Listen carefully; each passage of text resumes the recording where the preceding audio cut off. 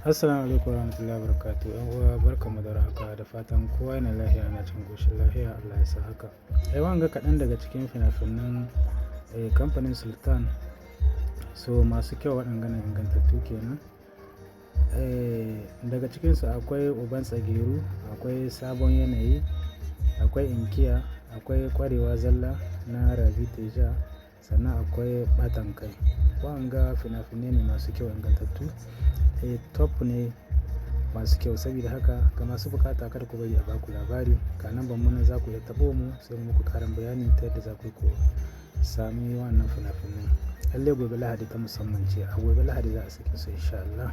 Ga masu bukatar shiga tsari kuma na VIP wato group wanda ake samun sabbin fina-finai da zaran sun hita, wanda ake biyan kuɗi duk wata kenan. So ga masu bukata kuma za ku yi tuntuɓar mu ta wannan lamba sai muku bayani ta yadda za ku biya kuɗi a saka ku cikin group na VIP. So wanda idan kana a cikin shi a kullum za ka riƙa samun sabbin fina-finai.